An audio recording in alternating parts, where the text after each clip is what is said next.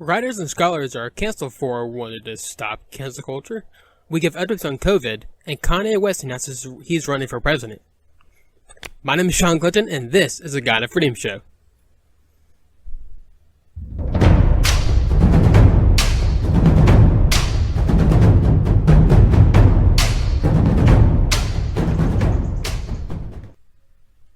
Alrighty, so I hope everyone has had themselves a great couple weeks. I hope everyone had a great, 4th of July weekend. Like, y'all went out and, celebrated America and all that good stuff. But, we have a lot to get to today, so let's not waste too much time here. So, there's this term that's often used around in politics, and that term is called gaslight. And what gaslight basically is when you're trying, basically someone tries to mentally and psychologically manipulate you to get you to go crazy. So, and the biggest kind of where this term actually came from was a movie called Gaslight. And in this movie, there's this guy who basically gets bored with his marriage or something close to that, and then so he decides, instead of divorcing her, he decides to, make her go so psychologically crazy that she winds up killing herself. So in ways that he does this, he dims a gaslight, I think in the basement. I haven't seen the movie, but I've seen kind of description of the movie. Basically, he dims the gaslight in the basement, but then she notices it, okay, this is different, why is the gaslight dim? But then he goes and says, no, it's not dimmed. It's always been like this. It was never brighter than this. So, and then at that point that she begins to question her own insanity. So that's basically what kind of gaslighting is, and it's very often used in the political realm, especially by the media.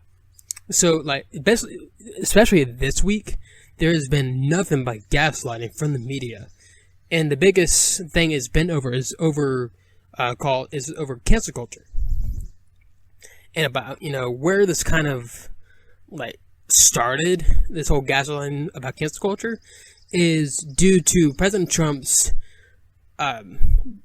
speech over Mount Rushmore, which was an amazing speech. If you have the chance, go watch it, listen to it, or whatever, because it was a really great speech. Probably one of the greatest speeches that President Trump's ever given. Here's actually a little snippet of the speech right here. Here's the video right here. There could be no better place to celebrate America's independence than beneath this magnificent, incredible, majestic mountain and monument to the greatest Americans who have ever lived. Today we pay tribute to the exceptional lives and extraordinary legacies of George Washington, Thomas Jefferson, Abraham Lincoln, and Teddy Roosevelt.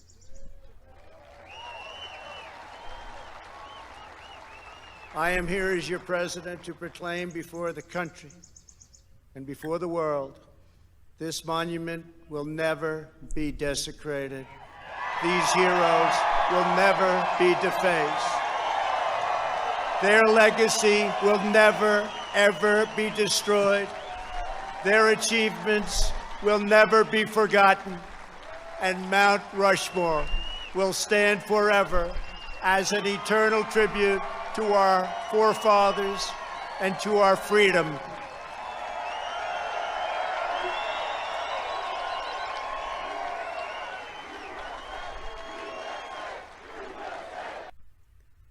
So see, that's that right there is really it's good in itself, but the entire speech is just excellent.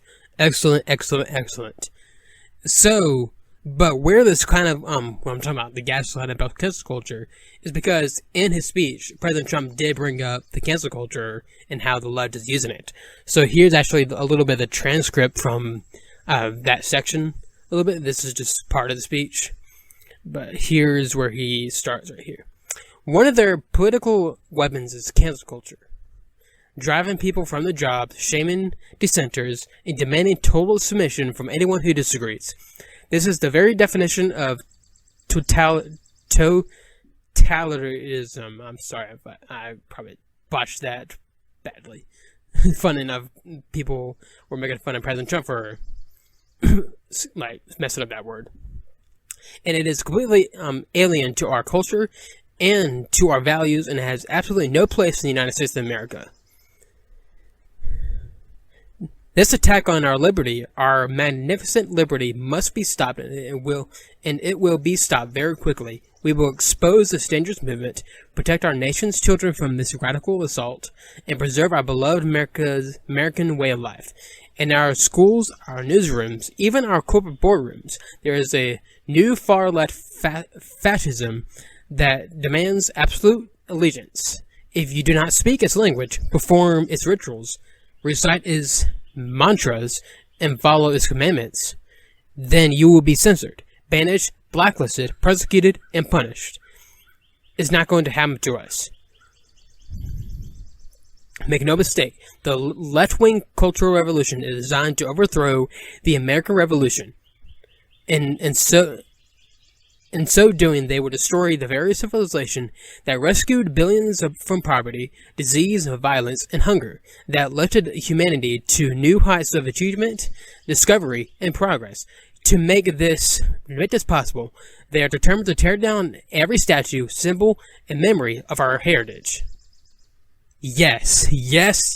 This, like, goodness, like, this is the best speech from President Trump I ever heard. Like, he's given a lot of great speeches, but this is probably the best because he rightly and truthfully calls out what is happening, what the left is doing. Like, the left is in fact trying to destroy the American way of life, the American in himself. They want to tear down the entire system because they believe that America is a horrible, evil, racist country, like I've been saying for a few weeks at this point. And they want to tear the whole entire thing down. But the thing is, thankfully what President Trump is saying here is that he's not going to allow that. And which is such a great and refreshing thing to hear from a president. So naturally, the left went completely bonkers because of this. Like they were calling it a dark and divisive speech, and then like even like actually spouting out complete and utter lies. Like they were saying that some people in the media were saying that he was, he's saying he's going to protect like Confederate statues and like saying something good about Confederate statues. Not once in the speech, not once. I had this transcript right in front of me. Not once did he mention the any Confederate statue. Not one. All he talked about was George Washington, Abraham Lincoln, Teddy Roosevelt, Thomas Jefferson, like all the founding, all of them, all the great American heroes. And not once did he mention the Confederates. So that's just an outright lie. So another thing that now the left is trying to do is because, since he called out cancel culture, which is a thing, we've all seen it. But now they're coming out and saying that cancel culture doesn't exist. It doesn't exist. It's just a figment of imagination. People are only saying it exists because President Trump is saying it exists. Okay, so here's actually a few tweets. So this is a tweet from a guy named Judd Legum. And here's what he had to say about it. Cancel culture is something that does not exist, but is a very popular concept among people who do terrible things and don't like being held accountable. Okay, that's what it is. That's what cancel culture is. It's just people being held accountable. Okay, yes. You got to be. Yeah, yes, absolutely. We gotta hold people accountable for saying terrible, awful things like biological sex exists. We must. Yeah, seriously, I'm gonna go pull that route, and people were echoing this all throughout kind of Twitter. Seriously, if you put in cancel culture and all on the Twitter search bar, there's all such things saying that cancel culture doesn't exist. It's just accountability. Seriously, guys, seriously, for months, for weeks at this point. Like we've been watching people, person after person, being canceled left and right by the radical leftist, fascist leftists. Like we have seen it in real time. I've been covering it for a few weeks at this point. So you're gonna sit there and tell me that, oh, I mean, I've been covering nothing. It was just cancel culture doesn't exist at all. It's just accountability. Really? You really think we are that stupid, people? Come on. Sorry, my nose is itchy. But again, we all know that cancel culture does in fact exist. It does exist. Anybody who tries to tell it to you is lying, completely lying to you. So, in response to kind of the whole cancel culture phenomenon happening, there was a bunch of there's a lot of like kind of more like liberals and like more kind of moderate center people. They're like pretty much becoming like aware of what's going on, of what the radical left is doing. Sorry, my nose is very itchy all of a sudden. But they're becoming aware of what exactly is happening, like what the left is doing. So what they did is that there was a bunch of writers and scholars and everybody who signed this letter. It's in Harper's Magazine, and it's called a letter on justice and open debate. And among the people who signed it were like people like J.K. Rowling. J.K. Rowling was one of the signers.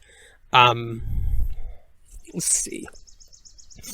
We got people like, I mean, all sorts of people. I mean, I really don't know a whole lot of them.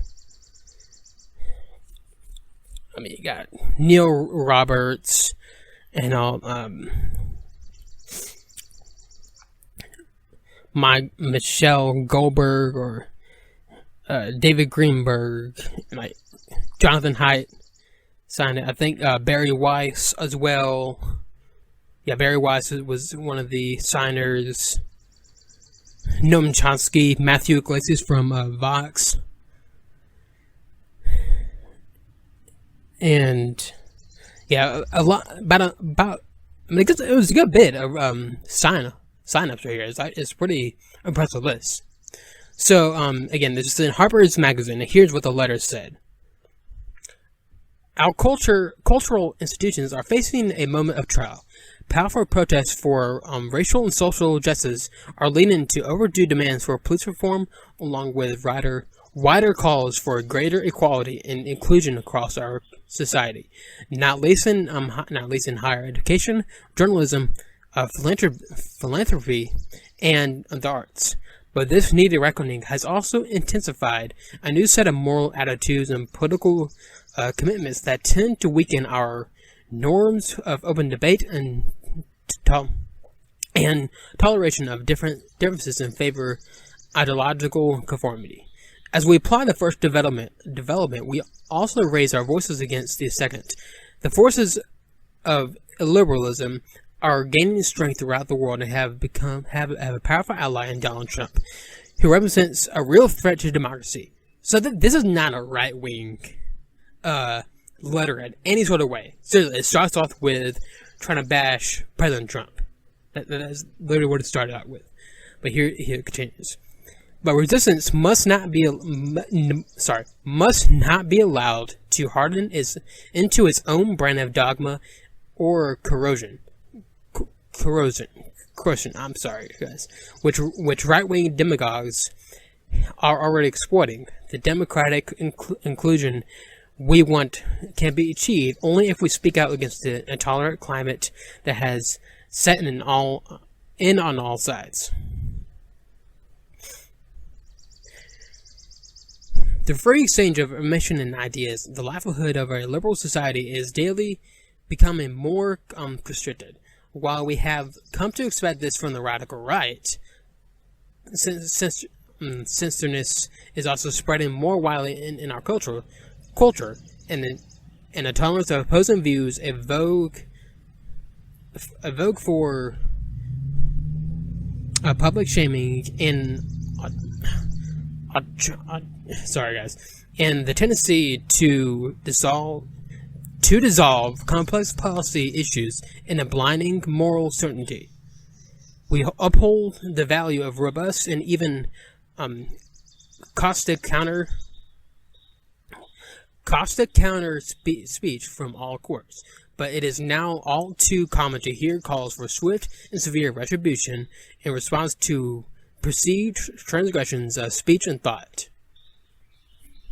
More troubling still, institutional leaders, in the spirit of panic damage control, are delivering a hasty, disproportionate punishments instead of considered reforms. Editors that are fired for running controversial pieces. Most are withdrawn for alleged inauthenticity. Journalists are barred from writing on certain topics. Professors are investigated for quoting works of literature in the class. A researcher is fired for circulating a peer-reviewed academic study. And the heads of organizations are ousted for what sometimes just clumsy mistakes. Whatever the arguments around each particular incident, the result has been to steadily narrow the boundaries of what can be said without the threat of reprisal. We are already paying the price in greater risk aversion among writers, artists, and journalists who fear for their livelihoods if they depart from the consensus or even lack sufficient zeal and agreement. So that's pretty much again, it's not a right-wing letter in any sort of way, but it tapped like the right a good bit, but it's still a good thing that see people waking up to this and going after cancel culture, which isn't rightly so. Cancel culture is just an evil tactic that the left, and yes, there are some of the people on the right have used it too, but it is mostly, from what I've seen, the radical left, and it's very good to see these people waking up to it and trying to fight back against it. But of course, not many people were happy about it. There were a lot of people angry that they would dare sign this letter. So I will get to that in just a little bit. But first, you gotta go over to YouTube or the God and Freedom blog to check out the rest of the episode. So not only you get to where I talk about the rest of the whole cancel culture thing, what's going on with these writers now, but also you get the COVID updates and how Kanye West is now running for president. For some reason, I don't know why. But also you can get to where I talk about I'm going to continue on in John chapter 14 today. And then also you get the good stuff and bad stuff of the week. And remember, you can find me on your favorite podcast listening sites like Apple Podcasts, Spotify, and SoundCloud. Otherwise, I'll see y'all next week. This is the God and Freedom Show.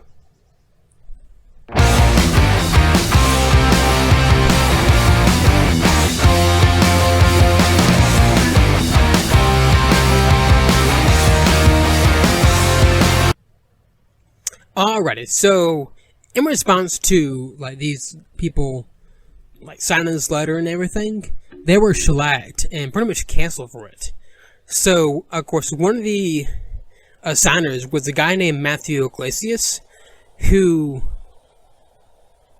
is actually the co-founder of Vox.com, and he's not even center moderate. He's far left. He's a far left guy,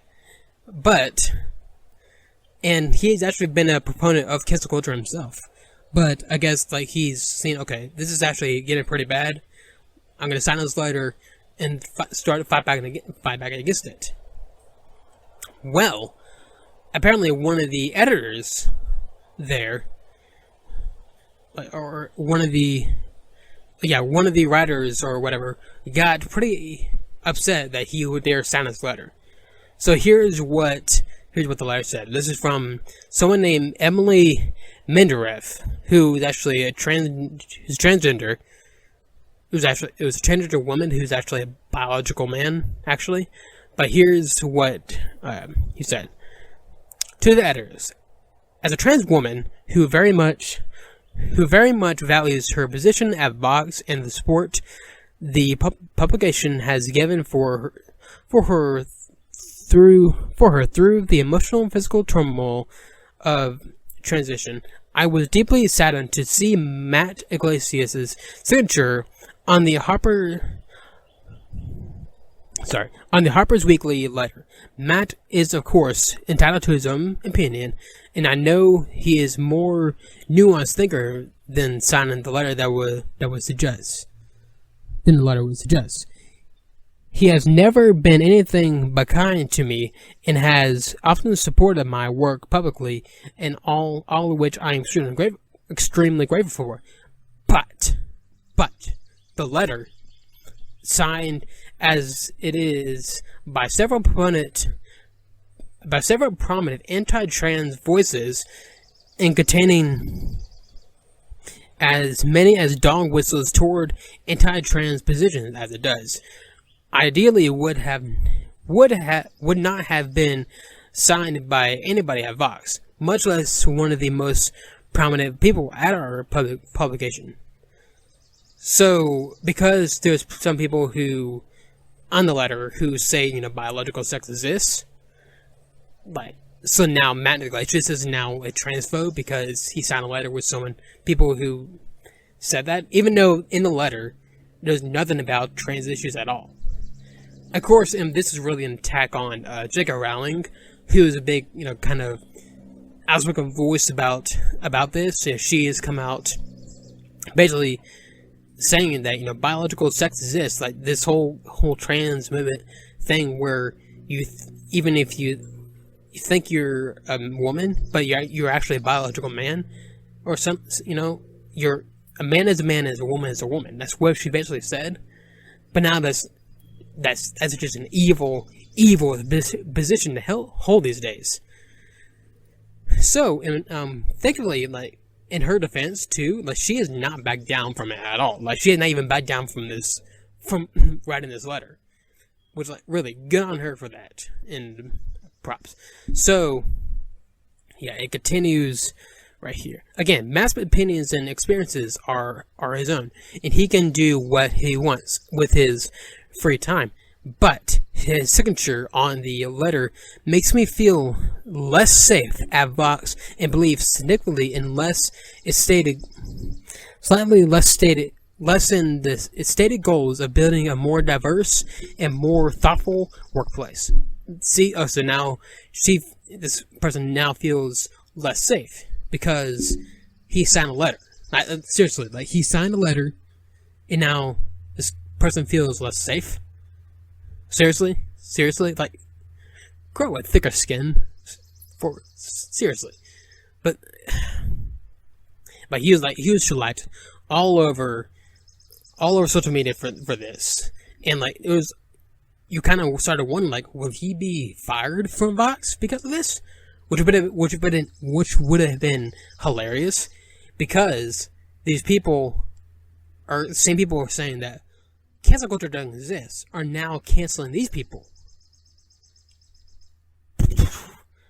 Whatever. But of course, a lot of people were canceled, and there were actually a few people who didn't. There was a few people who unsigned, basically, unsigned from the letter. So one of them was a woman named Jennifer Feeney Bolin. Yes, someone named Jennifer Feeney Bolin. I did not know who else had signed the letter. I thought I was endorsing a well-meaning, if vague message against internet shaming. I did know Chomsky, Steinem, and Atwood were in, and I thought good company. The consequences are mine to bear. I am so sorry. So this person is now sorry for signing a letter. Seriously. Again, the exact same people who are saying that cancel culture doesn't exist are now trying to cancel these people for trying to go after cancel culture. So you're basically getting canceled for canceling cancel culture. That's exactly what's going on. And again, we know for a fact that cancel culture does exist. We're seeing it real time. Like just yesterday, actually, we saw it, or just in the last couple of days. So this is like I guess bean company called Goya. I've never had it before. I've heard it's pretty good, but basically, the CEO of Goya said that we're all truly blessed to have Trump as president. That's literally all he said. That's literally all he said. But now, according to the radical left today, that is very, very, very bad. Very, very bad thing to say. So naturally, there was a boycott against him. Like there was a massive boycott against the people. Like some celebrities joined in. There's people on Twitter showing videos of them dumping out all their beans, all their cans and other products from Goya. Like seriously, you're gonna throw like, how does that even work? Like how does throwing out something you already bought, how is that a boycott? That does not make any sense. And naturally, sales have actually upticked from this. Like there's some like pictures on Twitter like basically showing the aisle where these like beans are usually held are pretty much wiped out, which is pretty amazing to look at. Pretty amazing. But again, like seriously, like cancel culture is just an evil tactic, and it needs to stop. It really needs to stop. We cannot live our country like this, where you have an entire side of this country who wants to make it their goal to destroy any dissenting voice in our country and try to destroy the country in and itself. And it's going to get even worse. And this is where, like, in 2016, there were some conservatives who said, that wasn't a binary election or anything. But this time around, in 2020, this is the binary election. Because Joe Biden himself has become more and more radical. And he said, like, and I quote, he said that he's going to fundamentally transform the country. Transform it into what? And if you have a brain, you know exactly what he means by transform the country. So, seriously, we cannot. It's gonna get worse as time goes on. So, I mean, we'll see what's gonna happen from there. Alrighty, so now on to get some updates on COVID right now. So, COVID-19 continues. The cases do continue to spike, as we have seen, all over the country. Mainly, we've seen it spike in Florida, in Georgia, in California, Arizona, and all that. I believe I forget where else, but a lot of others. Most of the states have seen like a significant little spike in these cases. I mean, the only few states that had not really seen a spike was the places like New York City, or actually, New York State overall. And that's really mainly because New York was so hard hit the first time around, is that they're probably almost at herd immunity at this point. So, again, we have seen a spike in cases. We have seen a spike in hospitalizations, sort of. Now, there's this whole conflicting, data thing that's how it's happening. Basically, they were counting hospitalizations of people who didn't have COVID, who were just there for elective surgeries or whatever. They were counting those as COVID hospitalizations, which doesn't make sense. So literally, in the ICU, this was in Houston. In the ICU, it was most of the people there were not there for COVID. Only about 20% was COVID. Now, naturally, it has increased over time as people who had the elective surgeries or whatever have gone out and everything, and more COVID people are kind of coming in. But overall, yes, the hospitalizations are rising, but it's not as bad. It's not even close to endangering of overwhelming the system. Not even close. And mostly because a lot of young people are actually getting, a lot more younger people are actually getting it, and we know more effective treatment for this thing. Before, when this whole thing started, people were pretty much put on a ventilator right away, which was a bad thing and actually made the problem worse for a lot of people. It actually probably caused more deaths than helped people. So, but now as we learn more about how this virus operates and everything, we know how to effectively treat this thing, which is a great thing. And then now we've gone to deaths. Deaths, we have seen a slight, I'm serious, like a slight uptick in deaths. We don't know if that's really anything to do with the current, like, spike in cases. It probably a little bit is, but there hasn't really been a massive uptick in deaths so far as we've seen. So, and again, that indicates that we have a lot more young people who actually are getting it, and because, younger people are not, this is nowhere near as deadly for younger people as it is for more older people. So, I mean, naturally, younger people will get it, get over it, and then go from there. So, and of course, it is important to point out that the testing, the biggest thing about this, why the cases are actually rising, is because we're doing a lot more testing and everything.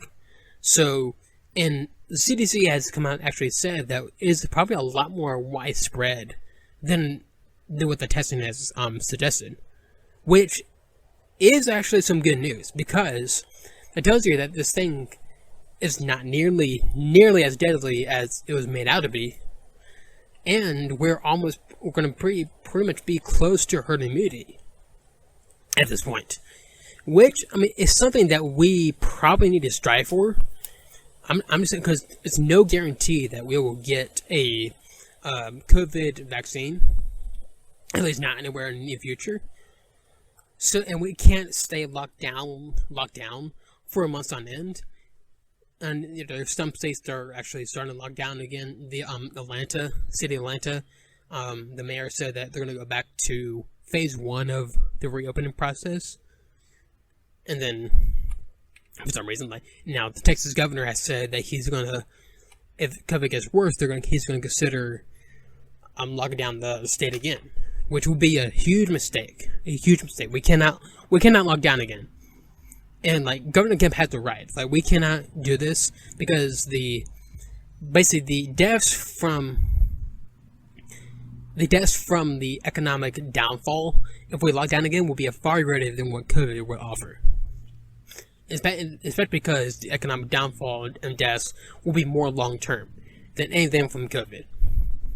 So seriously, we cannot sit here and live in fear for months and years long end. We cannot just go around wearing a stupid mask or anything. Like, seriously, the mask thing is so infuriating overall, because basically what's happening is that there's no such thing as a healthy person anymore.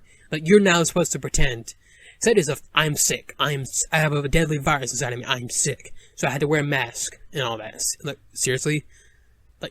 Like, how can you live your life like that? That's not a healthy way to live. That's not a good way to live. You cannot live in fear like that for months and years long end. So the only way to go forward is to punch through it. We have to reach herd immunity. We're gonna have to adapt to this thing. I'm sorry to break it to you. We're gonna have to adapt to this thing. We're gonna have to go out, especially more younger people, like people my age, around my age, are gonna have to go out, get sick from it, and recover. I mean, this is how we reach herd immunity. This is how we adapt. And human beings were created to be adaptable to different changes. We're not made to sit in a bubble, like all fear, until waiting and hoping this thing goes away. That's not how our bodies were designed. Our bodies were designed by God to attack any foreign disease or whatever comes into our bodies, and also developed a genetic memory of the virus, to where if it comes back again, it fights it off and doesn't do anything to you, which would be a great thing. So. And as time goes on, as you see the coronavirus, like what it has been doing, and again, the vast majority of people, like literally 90% of people who are getting this, all have either like cold symptoms or no symptoms at all. So you're going to tell me that we locked down the entire country for that? For that? I'm sorry, that is so stupid. That is so stupid. You can't tell me how can you justify that in any sort of way? What we could have done is that, like, and not really force people to do this, but have, like, suggest to, like, more vulnerable people, like, if you want to, if you're scared about this, you know, stay distance from everybody. If you're not, you know, go have it, like go about your business. But everybody else should have been free to go out their business. We could have tackled this thing a lot sooner with herd immunity and all that. That's what Sweden did. That's exactly what Sweden did. And I mean, they were sort of hard hit, but I mean, they're gonna be okay in the long run. They're gonna be pretty much fine, because that's why like Italy and New York New York City has not really seen a spike recently, because they were so hard hit the first time. They're probably reaching herd immunity. So again, we cannot lock down again. We cannot stay like this. We cannot stay in fear, like, for months. We just cannot. We're gonna have to push through and push forward with this. That's a simple fact of the case. Alrighty, so now let's move on to Kanye West. So Kanye West, who is a rapper, who was like the husband of Kim Kardashian from the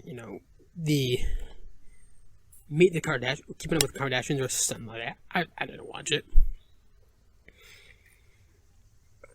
But he's actually an outspoken Trump supporter.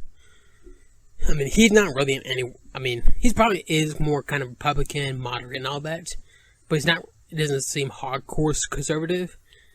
But he's announced that he's running for president.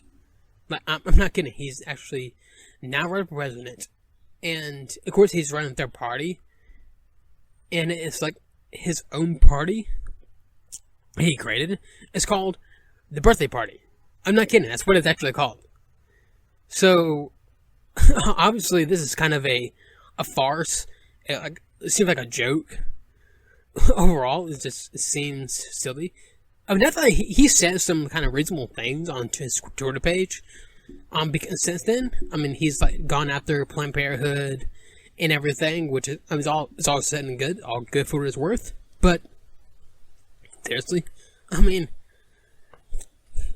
for one, like, why exactly you're running like now of all time? But it seems like at this point, like, there's no reason for you to even start running for president, because there's no way you're gonna like get enough votes to even probably get on the ballot. But again, like I've said multiple times, anything can happen for all, like, students. Okay, so picture this.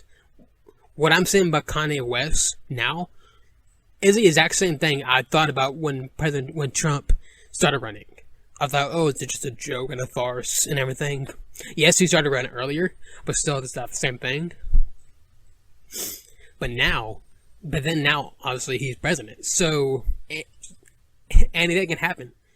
But I have my doubts that he'll actually get even enough like support to get on the ballot. I just don't see it. Now, if he were to get on the ballot, it's hard to say what exactly would happen, like whose votes he would draw. If I had to put money down on it, I would say he'd probably draw more of the moderate to moderate left people, more than because the conservative, like, moderate right, a conservative base, and for Trump's base, that's rock solid for Trump at this point. Pretty rock solid. There has been kind of some tendency up and down in it, but overall it's pretty solid. And some like moderate left people will say, okay, Joe Biden is just a dead person. So we got Kanye West right here. So, I mean, especially people who don't like either the candidate, I'm like, okay, whatever, I'm vote for Kanye or something like that. Which, it's hard to tell what exactly would happen My guess it would actually hurt Biden more than Trump, but we'll have to see where kind of the support will lie behind if kind of even gets on the ballot, which is doubtful at this point. But here's the thing about this whole election right now, like the fact that there's some kind of theory going around that Kanye West did this to help Trump, help Trump win. But the thing is, like, seriously, there's no reason why he needed to do that. It's like Trump should be way ahead in the polls, but he's not. And the reason for this is because he's run a terrible candidacy over the past few months. Like, terrible. Like, just yesterday, he came out and saying that he's gonna, like, sign something on DACA, executive order on DACA, and create a pathway to citizenship for the people. As far as I was aware, that he was a chief proponent against DACA. It was very harsh on immigration and said, wanted to like build a wall and everything. He was very harsh on immigration, on illegal immigration. So now he's gonna cave to them and say he's gonna create a pathway to citizenship for them. Seriously, is he trying to lose this election? Like he's down double digits in the polls right now. That is not good at all. That is not good. Like he needs, as much as I praised his speech earlier, that didn't do really much of anything because literally 40 hours later he started tweeting out dumb stuff.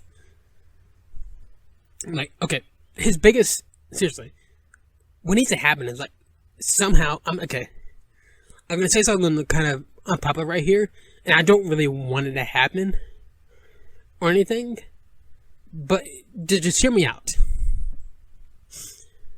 Like, if Trump's Twitter was like locked down and like banned for some reason, any sort of reason, again, I don't want it really to happen, but let's say it did, I think actually that will actually help him more than anything. Not only will he get the support from like the whole behind him about him going after social media and censorship and all that, but he won't be constantly tweeting all day every day, tweeting out dumb stuff, and his approval rating will probably go skyrocket up. Like his chief opponent is really himself on Twitter, so maybe not really banning his Twitter, but hiring someone as a tweet checker.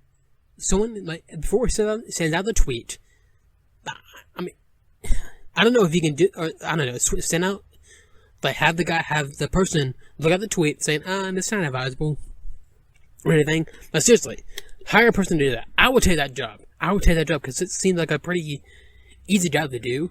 And it really, honestly, he'd probably get, most of the tweets would probably still go through and everything, but a lot of the bad and stupid ones won't. Which, again, will help him in the long run. I know there's a lot of people who are saying, oh, we love his Twitter. His Twitter is awesome. But it won't help him win. If you want him to win in November, you have to look at things that are hurting him. And one of the things that's hurting him is Twitter. So that area needs to change somehow. I mean, I don't have all the perfect answer for it, but it just needs to be fixed right there because it cannot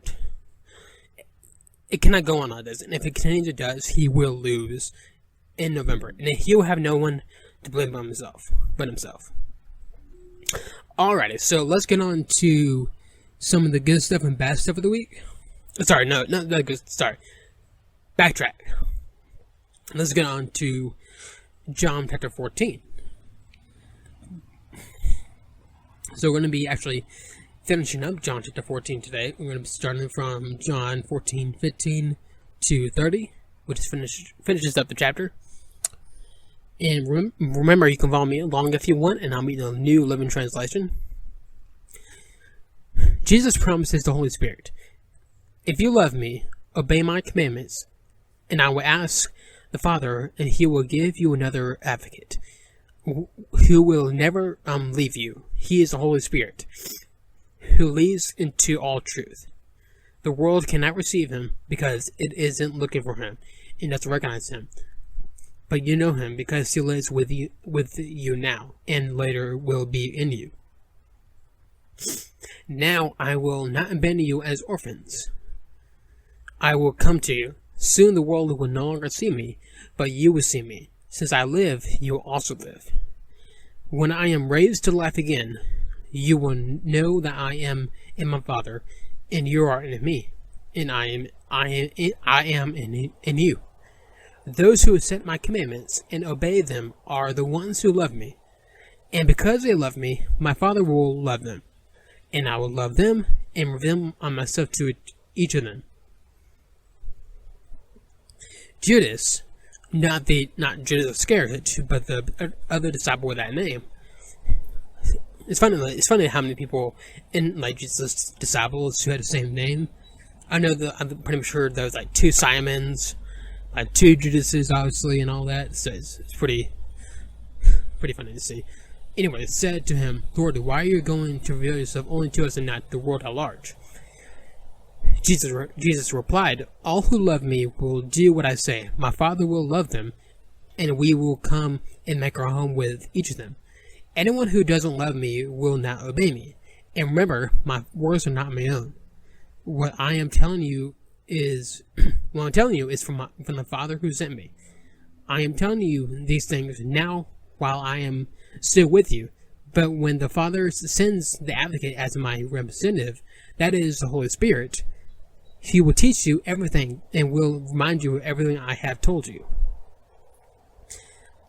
I am leaving you with a gift, peace of mind and heart.